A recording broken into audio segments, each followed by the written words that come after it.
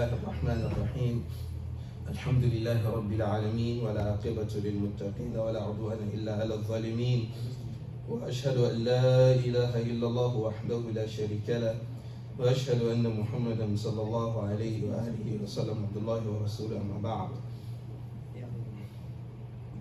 We thank Almighty Allah for giving us an opportunity. We thank Him for His mercies that He's bestowed upon us. We bear witness that there is no deity worthy of worship except the Almighty Allah. We also bear witness that the Prophet Muhammad sallallahu alaihi wasallam is His servant and His messenger. Alhamdulillah, after some upsets, it's what the Almighty Allah willed. We're going to take our 12th lesson in the seerah of the Prophet Muhammad sallallahu alaihi wasallam. In the last lesson, we looked at some people who were in Mecca at a time whereby Mecca was predominantly polytheist, but they were not worshipping idols. We mentioned a couple of them, people like Waraq ibn Nawfal and the others who were not worshipping idols. And we saw the history of one of them who came out publicly in Mecca and he said, Ya Ahl Mecca, I know that there is nobody left on the deen of Ibrahim in Mecca today except me. And he says, Ya Allah, I know very well that the worshipping of these idols is not what you Allah wants, but I don't know how I'm going to worship you. So this tells us that the natural fitrah, the natural dispensation of the human being is inclined towards the worship of the Almighty Allah. And pertaining to the hadith of the Prophet Muhammad sallallahu alaihi wasallam, where he said, "Kullu mawludin yulad ala al-fitra." Every person is born on the right path, except that the community that the person grows up in is going to what? Is going to change the person's mindset. But in this case, the Almighty Allah preserved these people. So the Prophet Muhammad sallallahu alaihi wasallam was among such a group of people that he never touched an idol, he never worshipped any idol. The Almighty Allah protected him. We saw in his youthful age when he was out in the outskirts of Mecca, sending the animals for grazing. One day he told his companion that, can you take a look after my goats for me? I'm going to downtown Mecca to go and see what's happening tonight. He said, I reached the first house in Mecca and I heard some noise going on in the house. And I asked, and they said that, it's a marriage ceremony going on. So I decided to watch the marriage ceremony. In watching the marriage ceremony, I fell asleep. I didn't wake up until the sun was high on my head. I woke up and I went back to my boots. And then my friend asked me, okay, Muhammad, what happened? He said, I didn't even get into Makkah very well. Just first house, I fell asleep. He said, okay, no problem. Today I'll try again. So the next day, he went again to go to downtown Makkah to go and see what's happening in the night. First building of Makkah, he meets again. They are having a marriage ceremony. He watches the marriage ceremony. He falls asleep. He doesn't wake up until morning, the sunshine. He said, from that day, I never had any inclination, any feeling that I want to go into Makkah at night to go and see what's going on. So even as a young man, the Almighty Allah protected him. No drinking, no gambling, nothing. That is why the people of Makkah had to unanimously agree. The Senate in Makkah, the Congress in Makkah, agreed unanimously. They signed, bipartisan, two sides of the house in Makkah signed that As-Sadiqul Ameen. This guy is the truthful and then he's trustworthy. Even when they didn't believe in his deen, in his religion, they will bring him things for safekeeping. Before he became a prophet, Muhammad sallallahu alaihi wasallam, they come to him for safekeeping. Okay, you keep this for me, you keep this for me, you keep this for me. After he became a prophet, and then he called them to Tawheed, they will publicly insult him during the day, but at night they will come and say, we know that in Makkah there is nobody who is trustworthy than you. You keep this for me. The following morning, you come and publicly and insult Muhammad sallallahu alaihi wasallam. So we saw that, and from time to time, when the Prophet Muhammad sallallahu alaihi wasallam grew older as a man, the despise and the disgust of what these people do was more in his heart. So from time to time, he would leave Makkah, go into the mountains, go and stay a couple of days, to have a clear mind, to think, and after a couple of days, he comes back. So Khadija will prepare for him, his provisions, some food, and then he goes up into, the mountains in Mecca. And specifically, he goes to Ghar al-Hira. And Ghar al-Hira, I think the scholars are saying it's about 2 or 3 miles from Makkah city center. And those of you who went to Hajj and you went to Ghar al-Hira, I went, but I didn't go to Ghar al-Hira.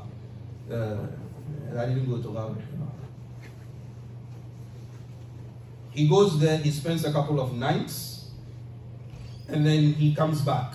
That's what he normally does. And then the scholars say most of them are not, it happens in the month of Ramadan. He goes there in the month of Ramadan, he spends a couple of days, and then he comes back, he meditates. Sometimes the food that he takes with him, the poor people in Mecca, sometimes they are also looking for food in the mountains in Ghar al-Hira, and then you come and meet him in the cave, and then you give them some of his food. Someone who is in there who doesn't have any means, he gives them the food. That was what he was doing. Some of the scholars are asking that, what was he doing in Ghar al-Hira? Was he worshipping Allah? He is not a prophet then, so how is he worshipping the Almighty Allah? The revelation has not come to him as the form of ibadah he's supposed to do. So what form of ibadah was he doing? And there are differences of opinion, but then most of them said he was worshipping Allah based on the deen and then the sharia of Ibrahim alayhi salatu wasalam. Let's not forget that Ibrahim built the Kaaba, and then he taught them Tawheed, and after some years there is this Amr bin Lu'ay who from the Kabila of Khuza'a who went to Syria, and then he brought the idol in there. So there were still remnants of Tawheed in them. They still were doing Hajj, they still were doing Tawaf, they were doing Sa'i between Safa and Marwa, they were going to Arafah, they were going to Muzdalifah, but then it was all mixed up with shirk. But then there are some things in there that notify them of Tawheed. And even those kuffar in Mecca at that time, when you tell them, why do you worship these idols? They say, we don't worship them. We believe that the Almighty Allah, you can't go straight to Him. You must have secretaries, that are going to go to Allah. So you go through the secretaries to go to the Almighty Allah. And these idols, they are the secretaries and then the special aids for the Almighty Allah. So they know that what they are doing is wrong. They know it. That is why the Quran says, وَلَئِنْ سَأَلْتَهُمْ مَنْ خَلَقَ السَّمَاوَاتِ وَالْأَرْضَ لَيَقُولُونَ اللَّهُ. When you ask them, who created the heavens and the earth? The kuffar of Makkah say, Allah. If you tell them, قُلْ لِمَنِ الْأَرْضَ وَمَنْ فِيهَا لَيَقُولُونَ لِلَّهِ. When you ask them, the heavens and the earth and what is in there, who does it belong to? They will tell you, it belongs to Allah. And when you ask them, okay, why do you worship these idols? They tell you, no. Our kings and our chiefs in Makkah, you can't just get up and go to them. They have secretaries who you go through. The Almighty Allah is bigger, so you can't go to the Almighty Allah like that. So this form of shirk has even crept into Muslim communities now. Some people believe that they cannot call the Almighty Allah or do dua to the Almighty Allah direct. They must come to some of us. We are the secretaries of the Almighty Allah, so that we will pray for you so that Allah will answer. I'm not saying, don't say, Sheikh, help us in prayer. No. But then don't bank your hopes on me that since I'm a Sheikh, I'm an Imam, if I pray for you, Allah will answer my prayer and not yours. No. That's a wrong assertion. Muslims must note that. Each and every one of us can go to Allah straightforward and ask the Almighty Allah what we want. But then you can also ask other people to help you in your dua. But then don't tell them, okay, pray for me and then you go and sleep. No. It's not done. And then don't bank your hopes that so long as he's a sheikh, if he asks the Almighty Allah will answer by force. No. Otherwise, if you know the dua that I make, and then the dua has not been answered, Sheikh Qasim says he wants $400 million. You see, some people are laughing. 400? Yes, 400 million. That's just by the way. I'm just saying this, that the fact that we are students of knowledge doesn't mean that the Almighty Allah doesn't have any option but to answer our du'as. It's very wrong. That's wrong. The Almighty Allah is not under obligation to answer your dua. You can't force Him. He does what He wills. He does what He wants.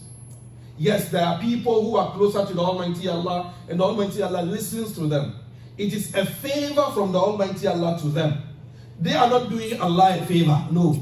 It is the Almighty Allah who is doing a favor to them. So let's understand the distinction that yes, you can go to a sheikh, you can go to your fellow brother, You can even see someone in the masjid, you know that, no, this is not an imam, this is not a sheikh, but you look at his closest to Almighty Allah, he comes to the masjid regularly, you look at his demeanor, you look at his attitude, his character, you know that, no, this guy is a good person. He is a servant of the Almighty Allah. You ask him, can you help in praying for me? Can you put me in your dua? As we all do. Oh, can you put me in your dua? Remember me in your dua. This is allowed.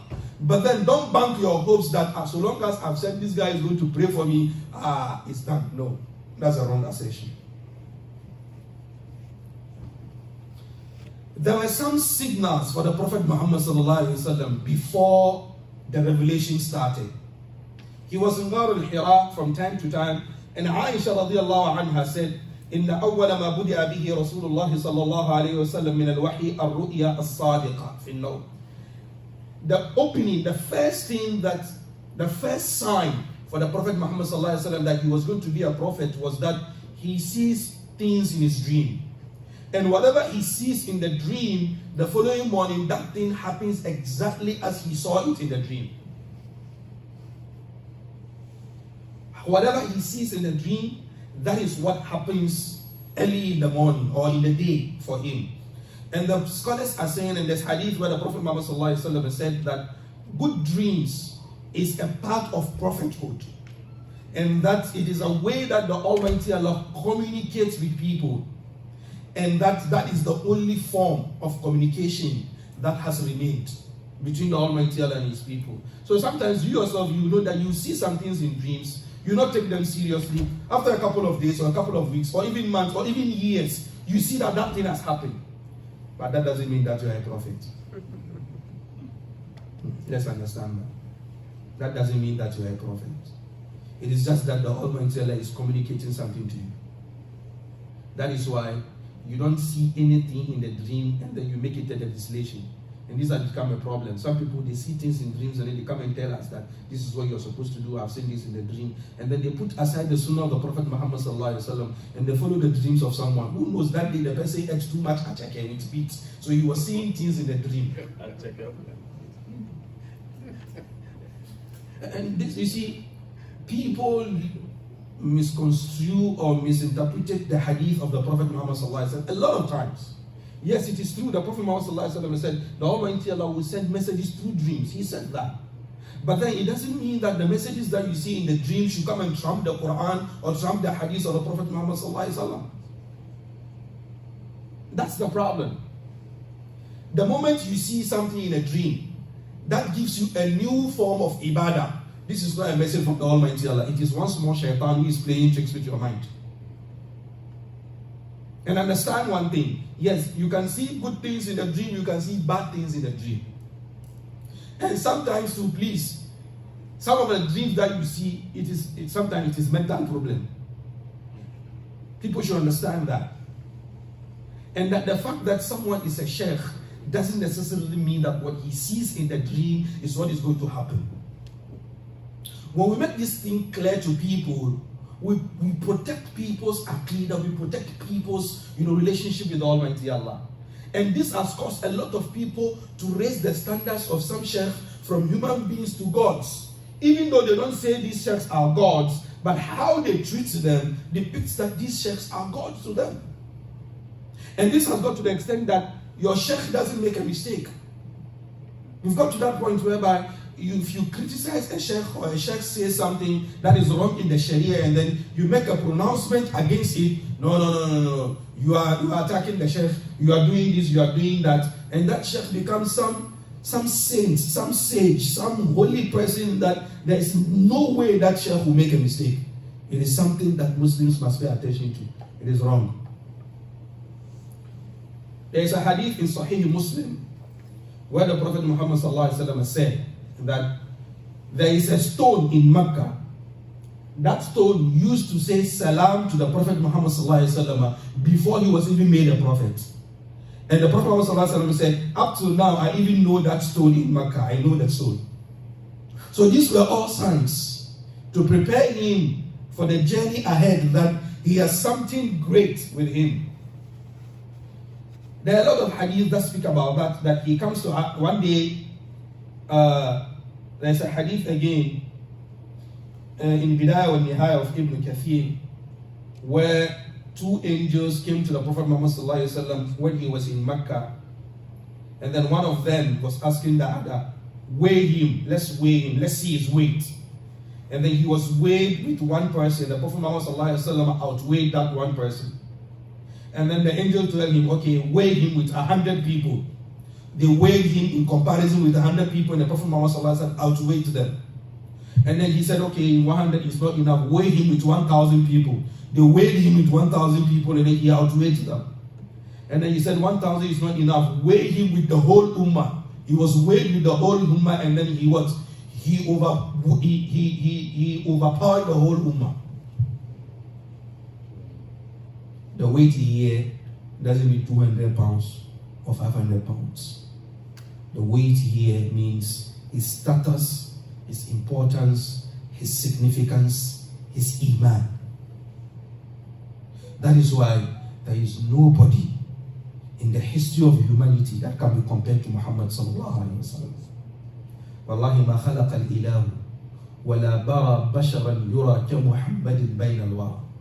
The Almighty Allah has not created anybody. Wallahi ma khalaqa al-ilahu wa la bara basharan. He had never structured a human being. Yura ka Muhammadin bayna al-wara. That looks like Muhammad, or that has the likeliness of Muhammad, or that has, the weight of Muhammad in the whole of humanity. There's nobody like that.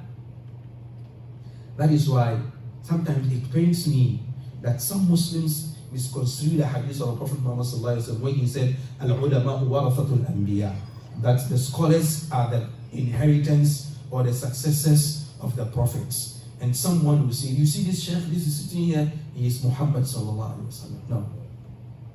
No. That's a very, very grave and a very serious statement to make. And then when you speak, they say, no, we are speaking in parables. You don't speak in parables, you speak clear language. Yes, the scholars are inheritors of the prophets. It's true. But then what did the prophets leave behind? Al-Anbiya lam yuwarithu dinara wa la dirhaman. They didn't leave behind monies. Innama warathu al-ilm. They left behind knowledge. So the fact that you are a successor to the prophet, it doesn't make you a prophet. Okay, you are a successor to your father. Have you become your father? No, not. Your father has left behind properties and you are going to inherit him. Will you inherit your mother too? No, you wouldn't do that. So when statements are made, we should be very, very careful how we look at those statements. The Prophet Muhammad sallallahu alaihi wasallam is on a different level. The prophets in total are on a different level. Yes, they are human beings like us. They had parents, they had fathers, they had mothers. Yes, it is true. They had blood in them. But then they were prepared, they were programmed by the Almighty Allah to receive a message from Him. You don't have that capacity. No. What did the Almighty Allah tell us in the Quran? لو أنزلنا هذا القرآن على جبل لرأيته خاشعا متصدعا من خشية الله. If the Almighty Allah was to reveal the Quran on a stone, the mountain will break apart, it will tear apart, it will just blow apart. But the Prophet Muhammad sallallahu alaihi wasallam received the Quran. If the Almighty Allah was to reveal the Quran to you without preparing you, you can't survive it. When you pick up some scholars or some chefs and then you put them to the level of the Prophet Muhammad sallallahu alaihi wasallam, what you are doing is you are belittling the struggle that the Prophet Muhammad sallallahu alaihi wasallam went through. You are telling us that anybody can be a prophet. No. And then the situation has gone far to the extent that some people are attributing the qualities of the Almighty Allah to human beings. It happened recently in my country, in Ghana, where someone was sitting next to a big sheikh and then he was saying, you see, this is our father, this is our sheikh.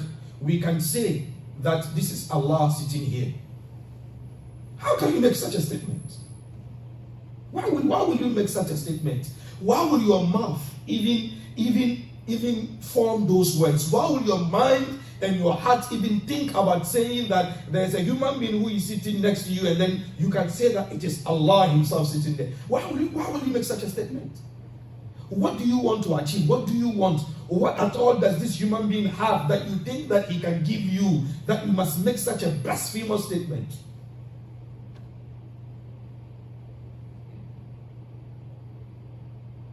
It's frightening, Allah. It's like frightening. It's dangerous. And the videos keep coming out. Videos keep coming out of people making all kinds of statements that you think about it and then your mind cannot even, grasp it. And these people will tell you they love Allah, they love the Prophet Muhammad sallallahu alaihi wasallam, they are Muslims, but look at this statement that they are making. كبرت كلمة تخرج من أفواههم إن يقولون إلا كذبا. Wallahi, the statement that comes off their mouth is a very dangerous statement, and wallahi, they are lying. There's also a hadith where the Prophet Muhammad sallallahu alaihi wasallam, in the same hadith, after they've weighed him with the whole ummah and then he outweighed the ummah, the two angels, one of them said, cut open his chest. Then his chest was cut open. And then they took out a dark blood clot on his heart. They took it out and then they washed the heart and then they cleaned the whole system and then they sewed it back. Don't forget, when he was a kid, with Halima to Sa'adiyah, two angels came and they did the same thing. So the Prophet Muhammad ﷺ had those two surgical operations on him twice in his life, where his heart or his chest was cut open as a child, a 4-year-old child, and then his heart was cut open as a man in his late 30s. And I think there's a hadith where Anas bin Malik said, I saw the mark of the cut, I saw the scar on the chest of the Prophet Muhammad sallallahu alaihi wasallam. When he came home, he told Khadija what he had seen. And then this cutting of the chest, they didn't give him anesthesia. He wasn't dazed. No. It was not in his sleep. He was alive. He saw it. And then he came and then he told Khadija what had happened. And Khadija told him, Hada wallahi khayrun fa'abshir. She told him, Wallahi, this is good. Just relax. This is good. It's not wrong.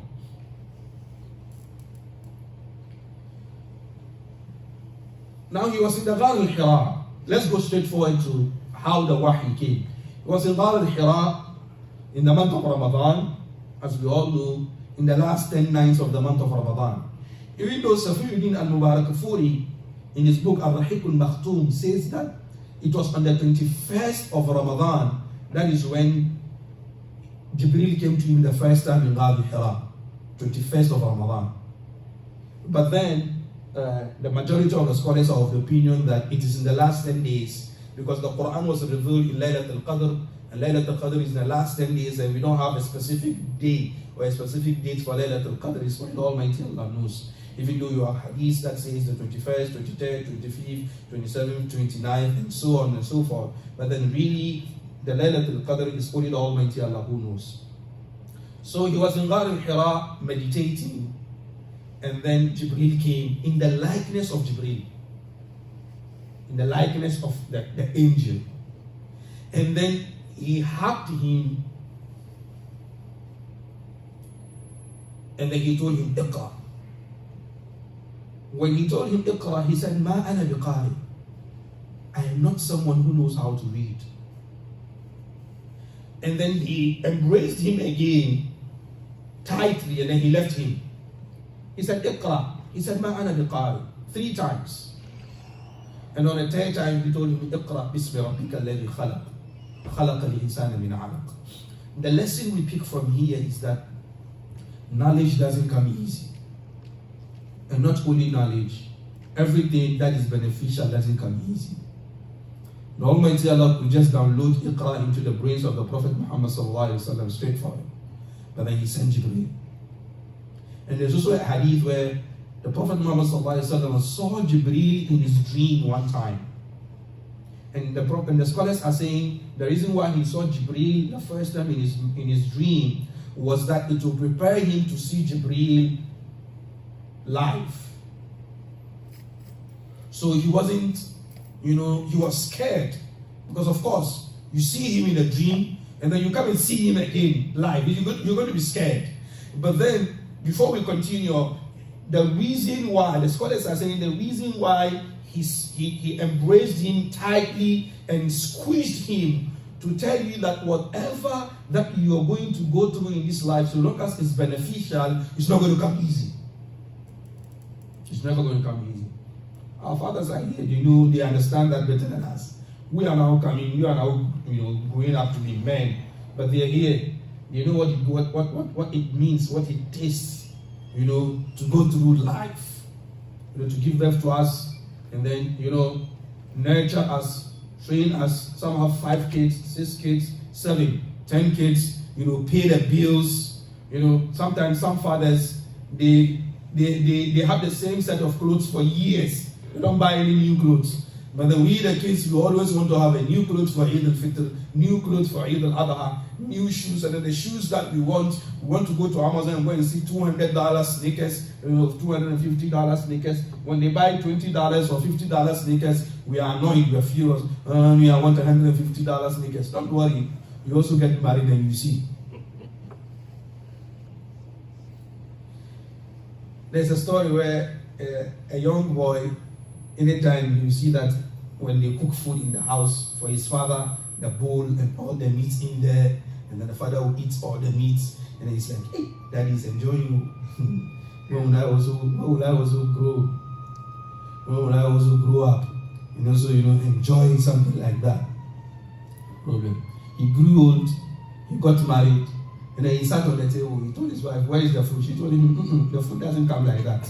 You have to dip your hand into the pocket and bring out something.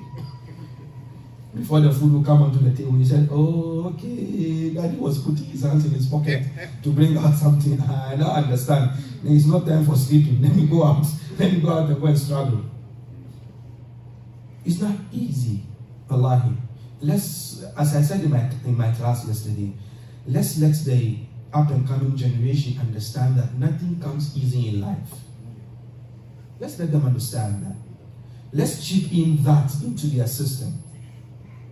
That all these, all these things that they see going on in life is not easy. It's not like rainfall. No, you have to struggle. Let them understand that life is all about ups and downs. Today you have, tomorrow you don't have. And let them understand that, and teach them something. It is when I grew up now that I realized something. Sometimes we want something in the house, we know it is there, but we are told, no, you won't get it. We know it's in the refrigerator, we know it. And then we are told, no, you can't have access to it. And we're furious. Why is it that the thing is there and then we are being told that we can't have access to it? When we grew older, we now realize that, okay, that teaches you that in life you can't get everything that you want. And a lot of people do not understand this. That is why someone will pull out a gun to shoot someone because of $10. Because he feels that he must get everything that he wants in life. So if you tell him no, he sees you as an enemy. He sees you as an obstacle that he must eliminate. So he will eliminate you because of $10. And that's very dangerous. Let the kids understand that it is not compulsory for them to get the latest iPhone. It's not compulsory. You might be the millionaire in this world, but let them understand that not everything they can get in life. Let them understand that. Put that at the back of their minds. Wallahi, that will save you a lot of headache in the future. But if as babies, as kids, as toddlers, you don't want anything to touch them, you are treating them like princes and princesses, you are treating them like gold, you are treating them like egg, you don't want them to go through some hardship in life. Some of the parents in the house, their kids do not do any house chores. They don't wash any plates, they don't wash any bowls, they don't sweep anything, they don't clean their own rooms, they don't know how to do anything, they don't do their laundry, they don't do anything. They are just there in the house. In the morning, they go to school, they come back, they go for games, they go for practice. They don't know how to live as human beings. They've been turned into robots. All they know is their iPads, their phones, they are there on the computer, they are there on the television. In the morning, they go to school. By the time they come back, their mothers have cleaned the room, laid the bed, done their laundry for them. It's very wrong. It's very, very wrong. Let them know how to sweep. Let them know how to wash the bowls, the chores. Even if you have a dishwasher, let them know how to wash the dish in the what? In the sink. Let them learn those things. Let them learn how to lay their own beds. Let them learn how to do their own laundries and how to wash their own clothes. Wallahi, it will help them in the future. It will help them. But then if you want to treat them as if they are golden, they are nice, tomorrow you will cry. They will make you cry. I'm not threatening you and I'm not giving you bad message, but I'm giving you a prophecy in the future. So nothing comes easy. Wallahi, nothing comes easy. And the angel had to press him. And then don't forget, the Prophet Muhammad didn't know how to read or write. He didn't know how to read or write. And this is one of the miracles of the Quran and one of the miracles of the Prophet Muhammad. And the Kuffar of Makkah knew very well that he didn't know how to read and write. So they never called him a liar. What they called him was that he was a sorcerer, he was a magician. Because if he knew how to read and write, and he produced a book like the Quran, they would say, oh, we already know you are a scholar. So this is your own, a fiction of your own imagination. You have just written the Quran. But they knew that. So they said, no, this guy must be a sorcerer, he must be a magician. He left the room, or he left Dar al-Hira after the first verses were revealed. Iqra bismi rabbika alladhi khalaq. Read in the name of your Lord who created you. Khalaq al-insana min alaq. He created a man from the clot of blood. Iqra wa rabbuka al-akram. Read in the name of your Lord who is most noble. Allama al-insana ma lam ya'lam. Iqra wa rabbuka al-akram. Alladhi 'allama bil qalam. He is the one who taught with the pen. Allama al-insana ma lam ya'lam. He taught man what man knew not. These were the first 5 verses that were revealed in the Quran. And the first 5 verses that were revealed in the Quran were all education verses. So as a Muslim, you have no excuse for not learning. Because your religion is based on knowledge. That is why if a Muslim learns his religion, it's very difficult for him to be an apostate. If a Muslim studies Islam, it's very difficult for him to become. In your life, how many imams or sheikhs of scholars have you heard that they've turned into another religion?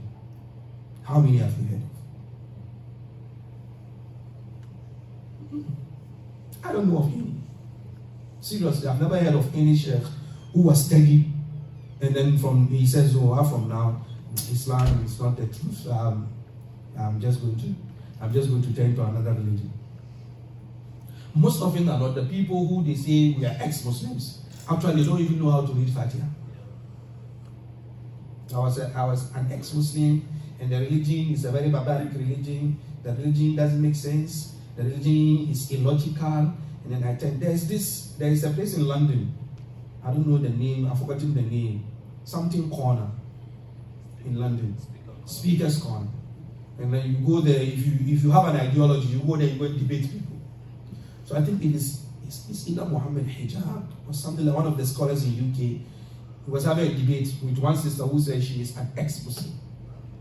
Islam is a wrong religion. Islam, he said, you're an ex-Muslim, read Fatiha. And she said, what is Fatiha? And there's no need to continue the story. You understand it. You are ex-Muslim and read Fatiha, you don't know Fatiha. So Islam is based on knowledge. Wallahi. You can't just get up and do the religion or practice the religion out of your whims and your caprices. The religion doesn't go by that way. That is why any foreign material that is introduced into the religion, it gets exposed. Straightforward. Because the religion is a religion of knowledge, it is documented. You can't just say you're going to think out of the box to bring something into the religion. No, it's not going to work. And all the time, the Almighty Allah brings out His soldiers who defend the religion. All the time, knowledge. No religion has, literature like Islam. Literature written on the religion like Islam. No religion has it. No religion. The books that have been written against Islam are even more than the books that have been written for Islam. You take Imam Ahmad bin Hanbal, his collection of hadiths. He has 40,000 hadith in there. Imam Muslim has 12,000 hadith in there. Imam Bukhari has 7,275 hadith in there. Imam Malik in his Muwatta has close to about 9,000 hadith in there. So, these are just 4 or 5 books that I've mentioned to you. We are close to almost 100,000 hadiths. Imam Ahmad bin Hanbal said, I have memorized 1 million hadith sahih, and I've memorized another 1 million hadith da'if. Memory. My father here is like,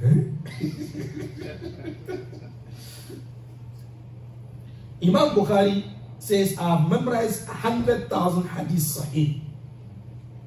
I've memorized them.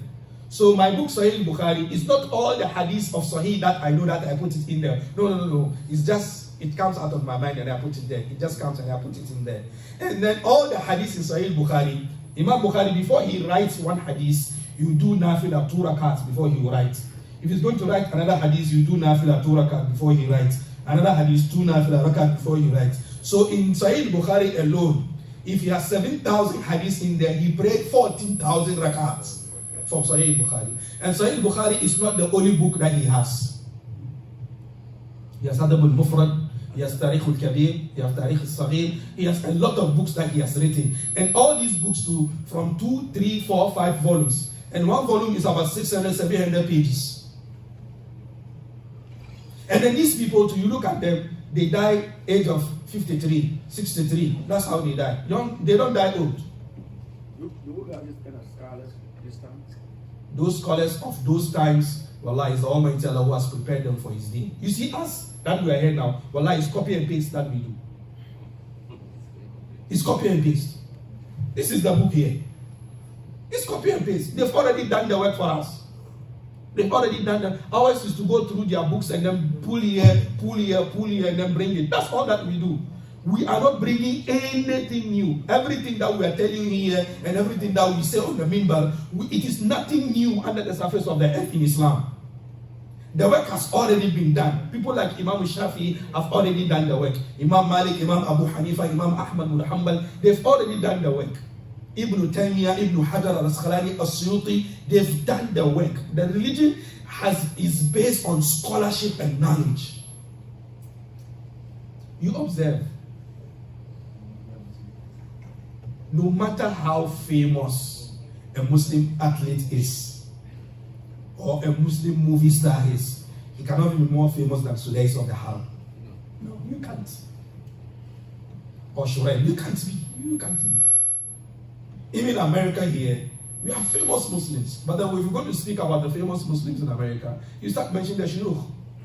You mention Sheikh Bukhasha, you mention Umar Suleiman, you mention Yasir Qadi, you mention these are the people you're going to mention. Even though you have Muslims who have more money than them, who have more following than them, but then the light of Islam, the light of the Quran and the Sunnah is what propels them. I was speaking about Sheikh Bukhasha with someone, and I told him we used to sleep in the same room back in Ghana. He was like, you. No. You. No. I said, okay, fine, since you don't believe, no problem. That's the power of the Quran. That's the power of the Quran. And Mufti Menk publicly said, my best reciter is Okasha. He said it publicly in Kenya when he went for a lecture some couple of years ago. So that's the power of the knowledge.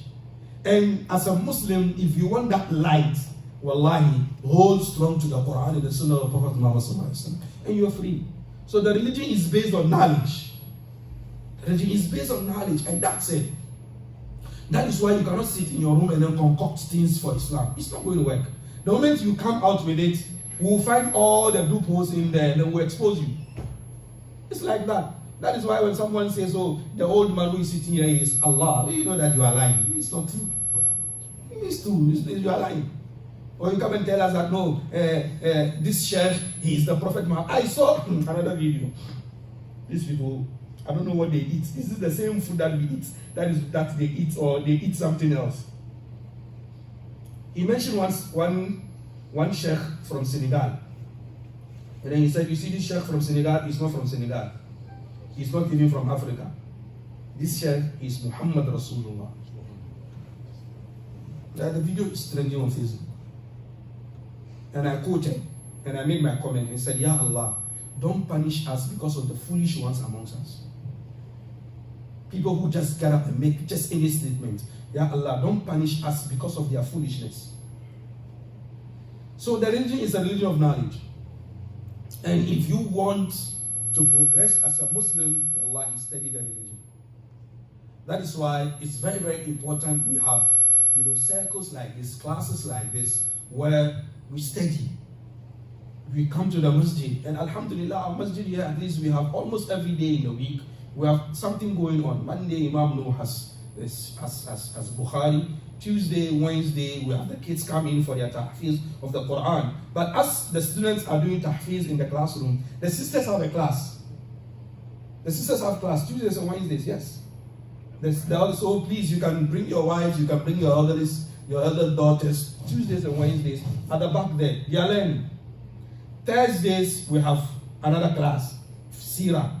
On Friday, myself or Imam Noor, we have a class with the sisters.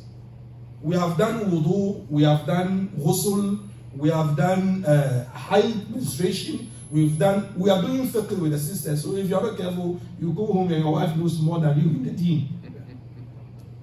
On Saturday, Imam Hisham here is doing Tawheed classes. If he's not around, we fill up. And on Sunday, we are having Sirah. So we don't have, if you are within this environment, you don't have any excuse. Because at least we that the ones that you've put in front, we are doing our best to give out the knowledge, the information. So you must also come and listen. At least come. If you have only one word that you get every day, wallahi is better. Instead of not coming in, come and just listen. You pick one or two things that will make your life better. So the deen, 6:45, we have about 20 more minutes and have a lot to say. So the deen is based on knowledge. It's based on knowledge. And please, try as much as possible. Maybe you did not have the opportunity to study and go far. But then don't deprive your kids of that opportunity. Well, I don't deprive them of that opportunity. Do everything in your power to send them to school. Do everything in your power to let them come to the madrasa. Do everything in your power. Wallahi. And then you see the light. It's beautiful. Check, if you have a rebellious wife who just think about the secular education. If you have a rebellious wife who only thinks about secular education, first and foremost, you do dua to ask the Almighty Allah to guide you. It's very, very important. Let's not forgo the power of dua. Let's not forget it. Dua. That is the weapon of a mu'min. Because it's not everything in this life that you can use your force and turn it. No. And sometimes, the woman, when she wants to be rebellious in the house, you can't. If you are going to jail, already. So you need to find a tactical way of solving the problem. So first and foremost, dua is very, very important. Sincere dua. And then secondly, try as much as possible to have some level of negotiations with the wife. And this problem, it comes from the fact that when we are going to get married, we choose wrong spouses. That's number one. So young men that you're listening to us, that you are not yet married, don't do the mistake of some of us. You see her, beautiful, long nose, long hair behind her. She's walking as if on Fridays she doesn't go to the toilet. Like this. So all you know is you only want beauty. You see her, you lick your lips and then you swallow saliva. You only want to have, because she's beautiful, you will cry in the future. Cut your coat according to your size. Understand that. You see, when you are getting married, now you want to turn the class into a marriage class, but let me say this before we continue. Understand that when you're getting married, there is a long-term project ahead of you. You are going to raise a family. Understand that. So any woman that you are going to bring in who is not going to support the deen in your house, don't go for it. That is why I always advise young scholars of knowledge who are coming up. As imam, you must be careful the wife that you are going to marry. Because if you make a wrong choice, you the imam in salah will hear you reciting something else. And it has happened. I don't want to give examples. I know back home in Ghana, some imams who did salam alaikum at the first rakah.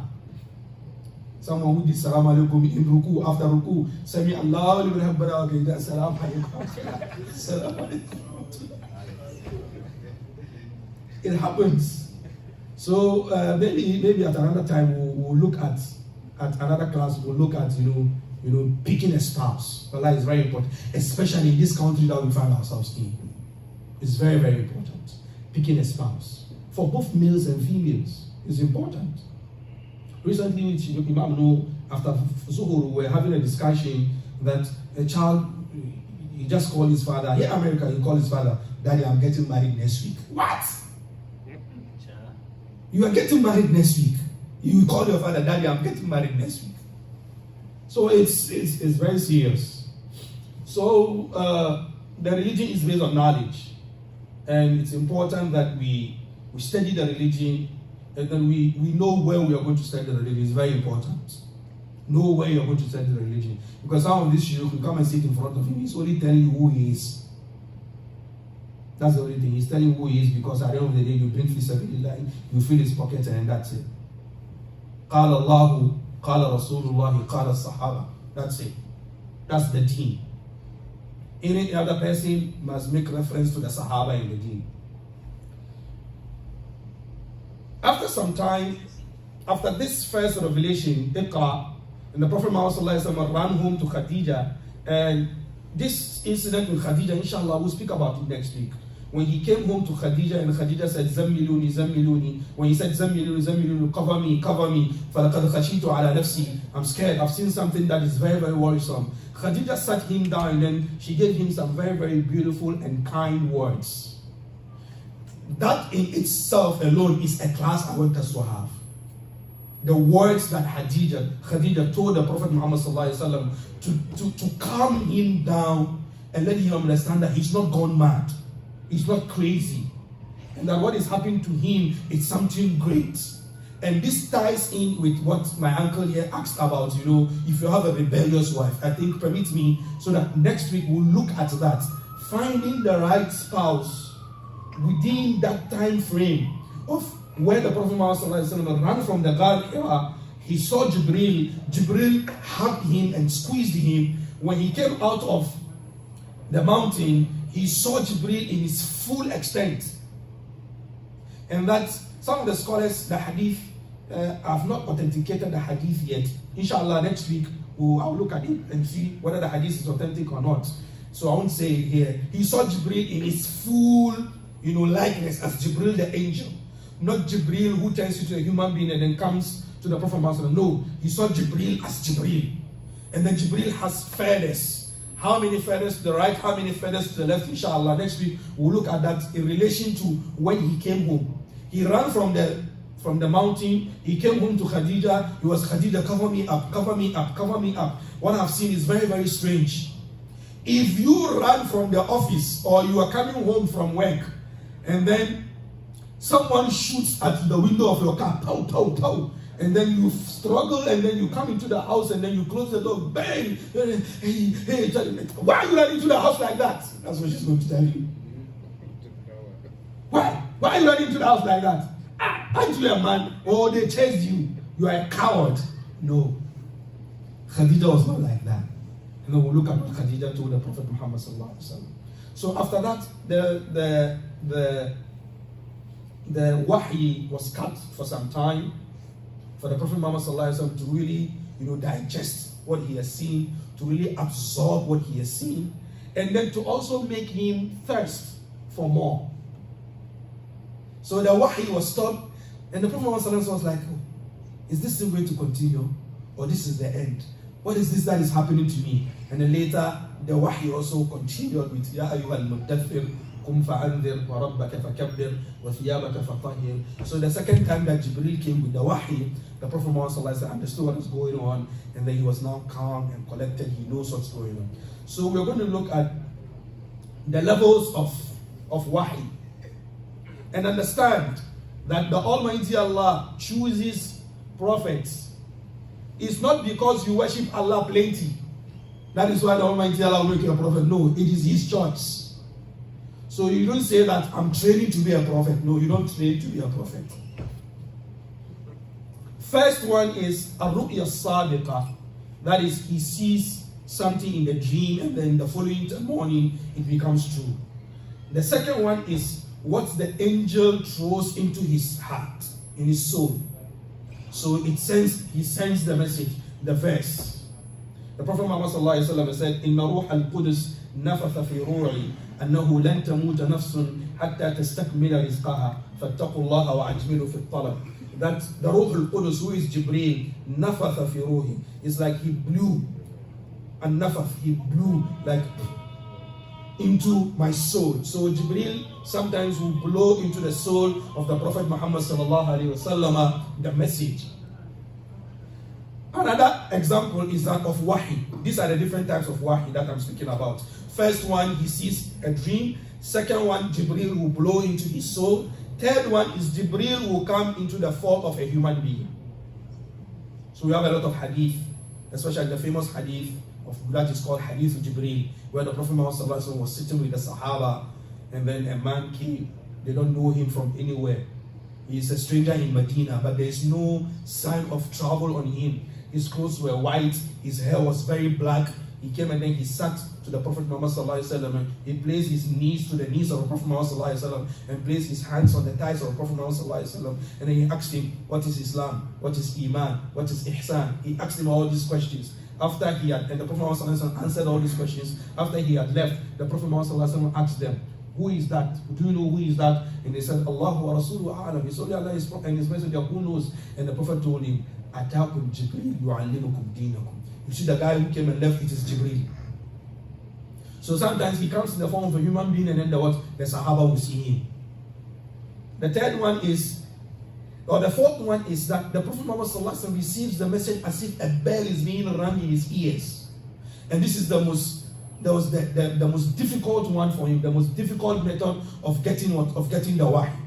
And in this circumstance, when the bell is being rung, in the heat of the desert, he's feeling cold. And then in the cold of the winter, he's sweating.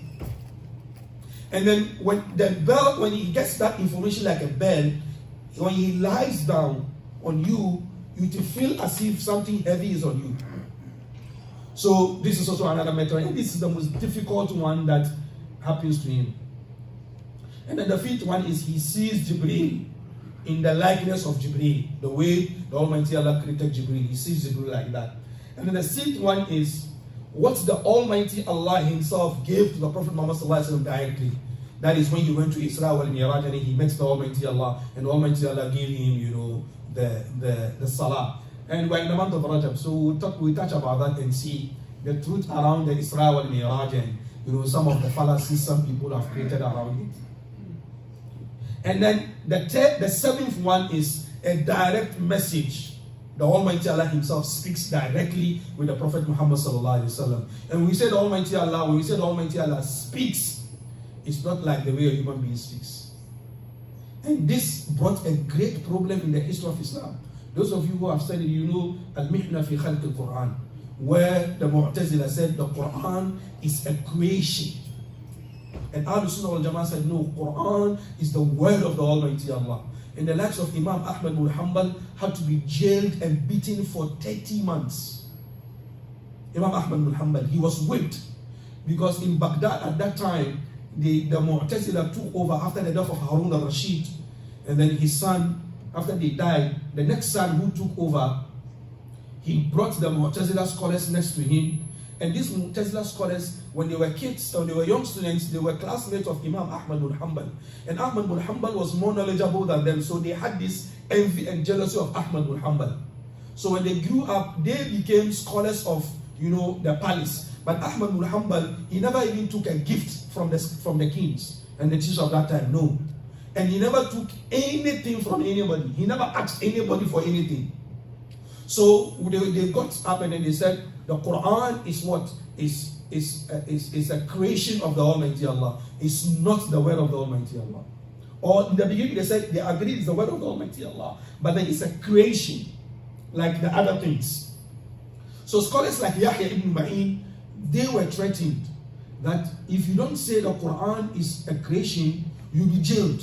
And Yahya ibn Ma'in, one of the pillars when it comes to this hadith, one of the pillars of hadith, he had to succumb. And then he said, yes, the Quran is a creation. And then he regretted this until the end of his death. He regretted it. But Ahmad ibn Hanbal and his friend Yahya ibn Nuh, they said no way. So they were tied and jailed to be sent to the Khalifa for punishment. On their way, the Khalifa died. When they were being brought back to Baghdad, Yahya ibn Nuh, he died on the way, and Ahmad ibn Hanbal, he dressed him and then he buried him on the way, and then they were brought back to Baghdad. And Ahmad ibn Hanbal was jailed for 2.5 months. 2.5 years. He was in the jail. It got to a point whereby some of his books, he wrote them in jail. So if they come and visit him, they hide papers and pens and inks in their dress to give it to him, and then he will write the books. So when they come and visit him the following morning, he gives them the papers, and then they go and then they bind the books. And then his rivals in the palace were like, how is it that Ahmad ibn Hanbal is in jail while he's still writing books? And then in the jail, he had a partner, a cellmate, who was Abu Haytham, who was a thief. And Abu Haytham, he was like, they were in the jail, they will be sleeping at night, and Ahmad ibn Hanbal is on his prayer mat, he's doing nafila. And then Abu Haytham woke up one night and he said, people like us are in jail. Why are you in jail? We are thieves.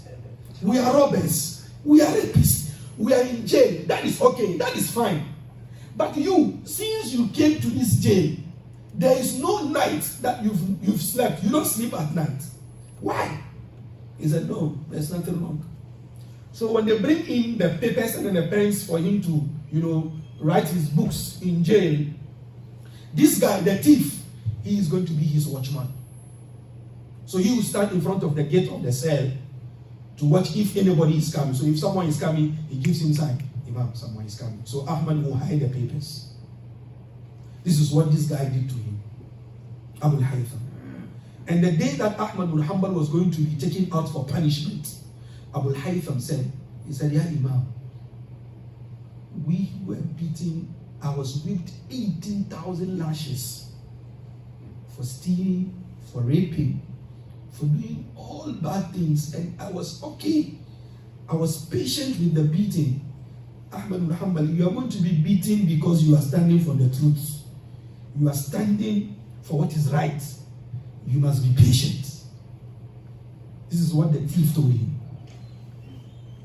So sometimes you can get encouragement and upliftment from people you never even thought of. This is the guy who gave Ahmad ibn Hanbal that encouragement in the jail. So this issue of Kalamullah that the Almighty Allah speaks, wallahi, it was a great issue.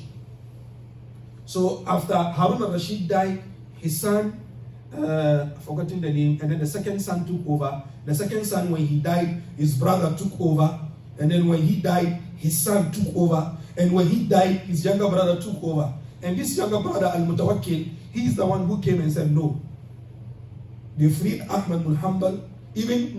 The brother Al-Mu'tasim bi Amrillah, he freed Ahmad ibn Hanbal. After they whipped Ahmad ibn Hanbal, they beat him. They flogged him. And then he fainted. When he fainted, they put a table on his back. And then they put food on it, and then they ate. When he got up, they asked him, what happened to you? He said, no, you flogged me and then I fainted. He said, when you fainted, we put you on the ground, we put a table on your back, we put food on you, and then we ate. He said, I didn't feel any of that. So, Hajj, when you ask me that those scholars do have their someone like them now, is no. No.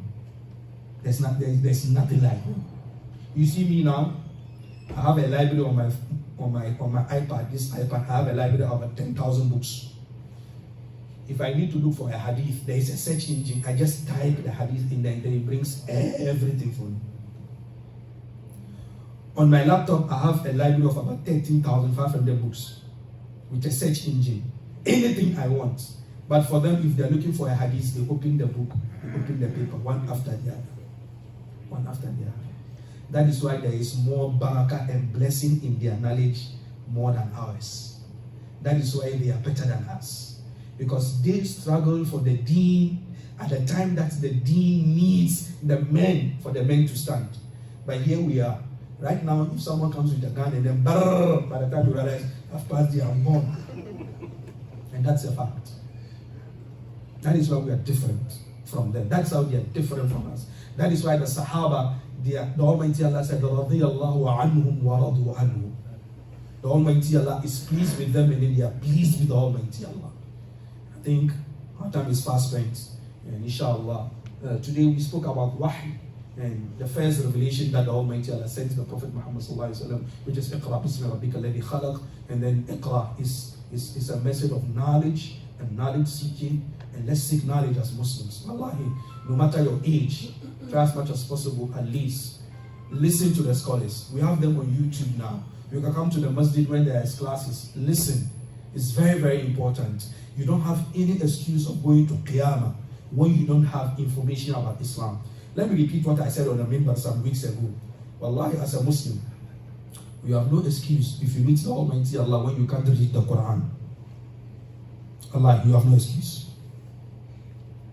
You have no excuse. Do you know why? Because some of you go for evening classes. Some of you fathers, you have 50, 60 years. When you came to America, you went to study English because you want to be citizens, two of us.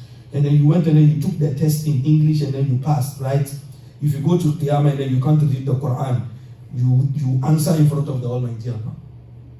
So that is why it is important that you find ways and means of what? Of learning the Quran. Find ways and means and learn it. Because if you go to the Qiyamah and then you know Spanish, you know French, you know English, you've studied all these languages, you've gone to all kinds of master's degree to get all kinds of degrees because you want your dunya to be nice. But then you didn't think or bother of learning how to read the Quran. And then you go to Qiyamah, don't even come to Qiyamah. ربنا آتنا في الدنيا حسنة وفي الآخرة حسنة وقنا عذاب النار وآخر دعوانا الحمد لله رب العالمين والسلام عليكم.